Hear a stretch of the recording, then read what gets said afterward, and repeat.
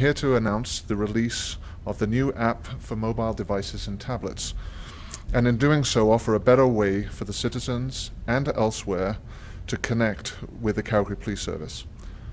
Squirreled away in the deepest and darkest recesses of police headquarters, the creative crew of Reed, Nathan, Justin, and Mackenzie, they're at the back of the room here, have toiled over the past few months to create an app fit to grace the screens of Apple, Android, BlackBerry, and Windows phones and tablets. Today, I'm proud to present their work on behalf of the service to our community. In a mobile world, the Calgary Police Service wanted to connect in a different way. Anywhere, anytime access is now here with the downloading of this app. So how did we get here? The collection of access points within the app were derived from both police and citizens. In particular, we relied on a community survey that set out those things that were important to those who live and work in and around Calgary. We also benchmarked against those police agencies that who already forged a path in this domain. What resulted was a comprehensive first phase of touchpoints. And what I'd like to do with you is just take you over to the app, and we'll walk you through some of the touchpoints. This is how the app will appear on the mobile devices. You'll see the CPS mobile icon, and when you click on that, that will take you to the landing page. And as you can see, there's automatic grab of the news feed from the City of Calgary website.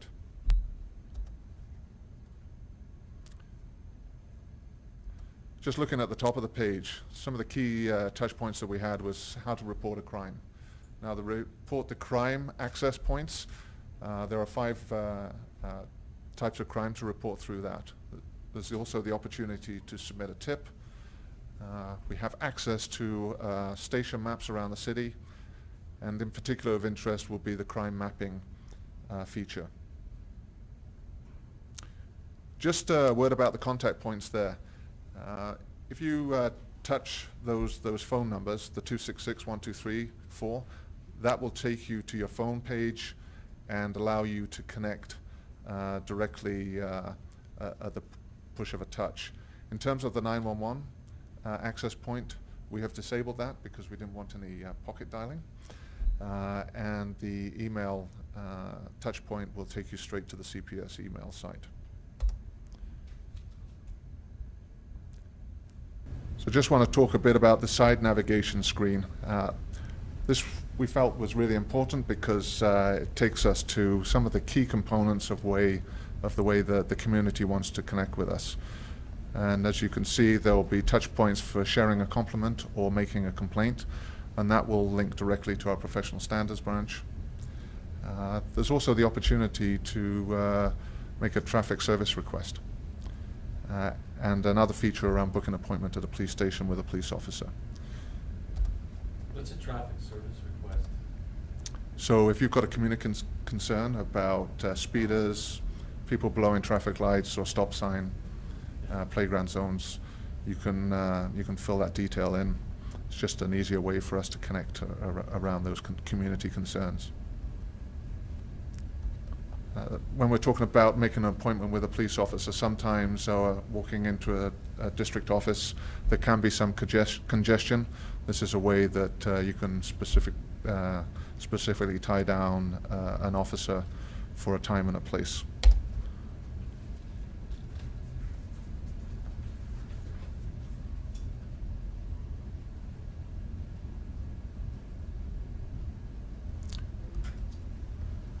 We wanted to harmonize our response to the community, and particularly if you look at the victim resources, we're looking for you as users to experiment with our website, have a look around and see what there is. Just in terms of our social media feed, there's landing points for Facebook and Twitter, and a real direct way of catching up on the news in those forms.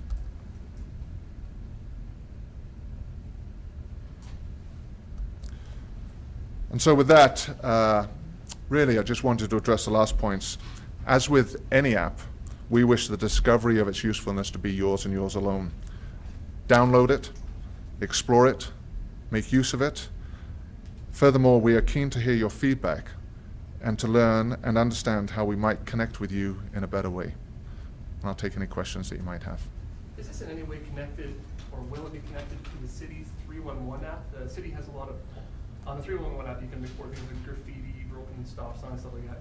People may not know the difference between what you do versus what bylaw does. Is there any kind of overlap, gray area there, cooperation between the two apps? A great question. In the first phase of our rollout, we have created our touch points through the community survey that asks for those touch points for policing and policing alone. Obviously, there's crossover and overlap that we want to examine those interdependencies and make sure that we're not duplicating effort, but at least connect in a way that is across the city of Calgary. Is there anything the app can't do because of logistics stuff that has to be done the old-fashioned way, a phone call or something in person? I think what we've tried to provide is most people want to connect with the police either by traditional methods, by phone or through their desktop at home. And there's a time lag with all of that. This will allow the opportunity for the community to connect with us almost in real time.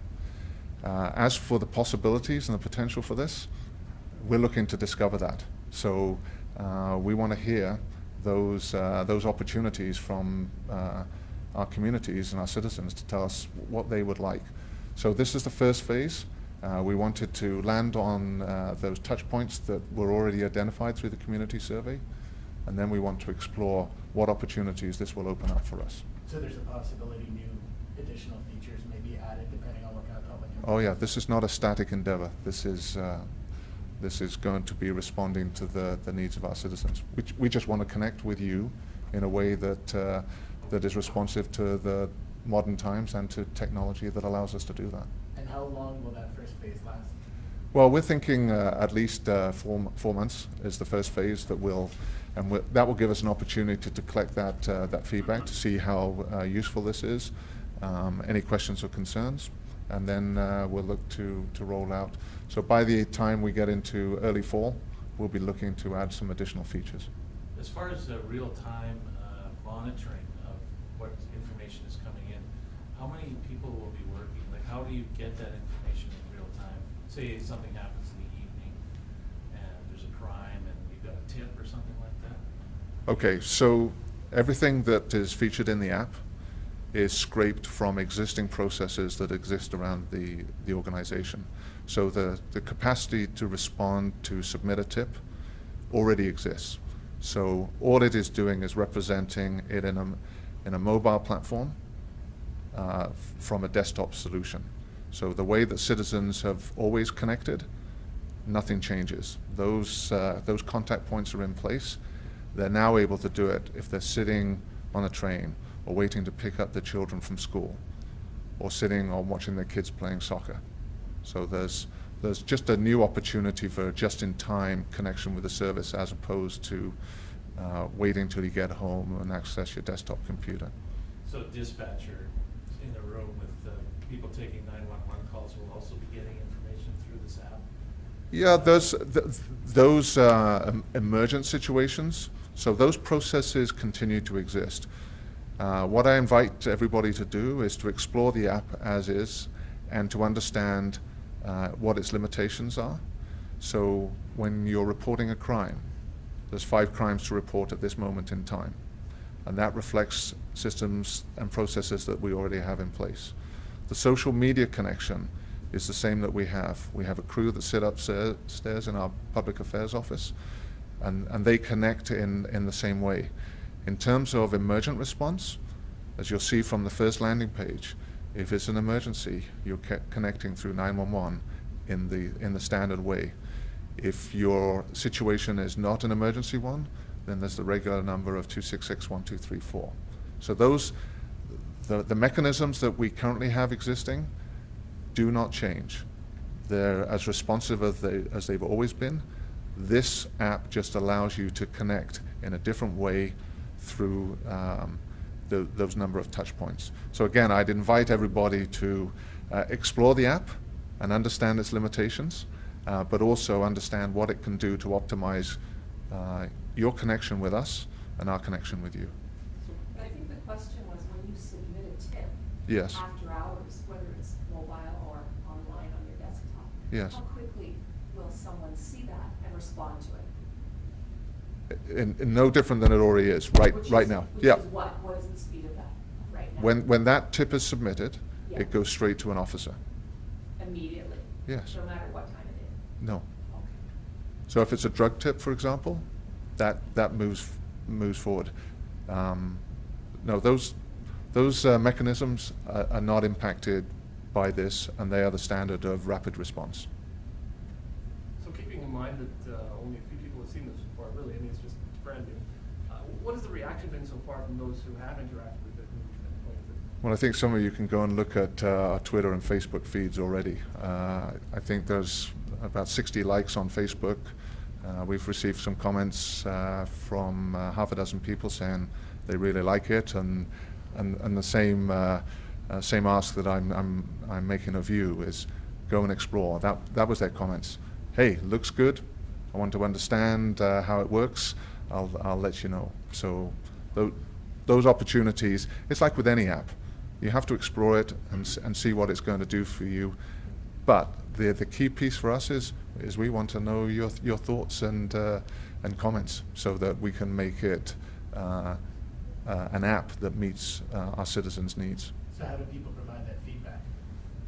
Oh, there's so if you go to Apple Store and you download, there's opportunity for you to put your reviews in there. Through Facebook and Twitter, there's an opportunity to make your comments there. You know, our chap that monitors Twitter is at the back of the room, and he will see those. He's already provided me some of those comments already. The Facebook comments have already been provided. We see those in real time. So you've done some research, spoken to other similar police forces. I mean, with those forces comparable to the size of Calgary, I mean, are we playing catch up compared to the rest of some police forces, or is this a long time overdue, or is this one of the first ones? How does this fare? You know, I think the endeavor that we undertook to produce this app was an opportunity created around our own skill set that existed in-house. So we've been able to construct this app at minimal cost, and it's been responsive to some very thoughtful feedback from the community. We've looked at those other agencies as to what they put in there, and we've taken their thoughts and we've added some of our own features to that. So I think in a growing response and capacity from policing to connect in a better way to the community, we're all moving into this new domain, and we're looking for those ideas that help us create an app that is going to meet the community's needs.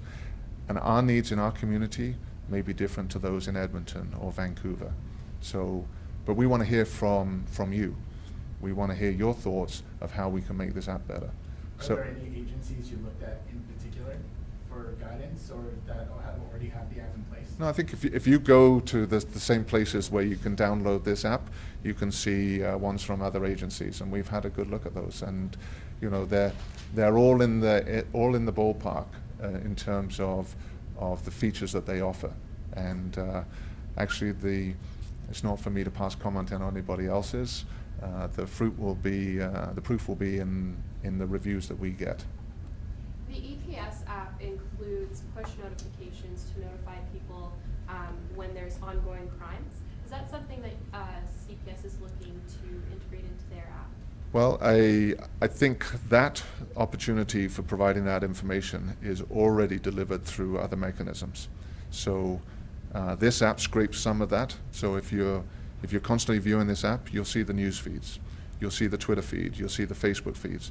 So the opportunity to connect indirectly with emergent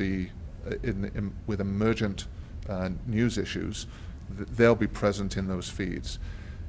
In terms of public notification on a broader level, those things are being explored at the provincial and national level, and you only have to look at places like Australia. When you go to Australia, you automatically connect with a public notification mechanism that automatically notifies you of things that are happening in your geographical area. So as we look to the future and those opportunities, we're looking to make sure that this is a way for not only the community to connect with us, but us to connect with the community. But I would suggest that many of those features already exist. They're in different forms, but the crew that connect through our social media hit a number of those landing points. Facebook, Twitter, that's a really useful way and an effective way for us to connect with the community and notify them on emerging issues. When you say minimal costs, how much around, I know it was done in-house, but how much around did it cost to produce? So other than soft costs for our staff to do that, you know, it's the cost of doing business, but we didn't go outside, and for me, I'm pretty proud of the talent pool within our organization to be able to create an app that looks like this. I had a question about the main page when you look at the news feed Yes. and stories, and you touch more. Yes. It takes you directly to The City of Calgary. Safari, Yeah. and you're no longer looking at a mobile-friendly page. You're just looking at a screen grab of a news release that's really tiny. Right. So the only way to actually read it is to zoom in on it and then scroll from side to side. Mhm. So I'm wondering if that's one of the things that you think you need to work on. Fellas, I think we have the first suggestion for the phase 2 of the development. Yeah, no, it is.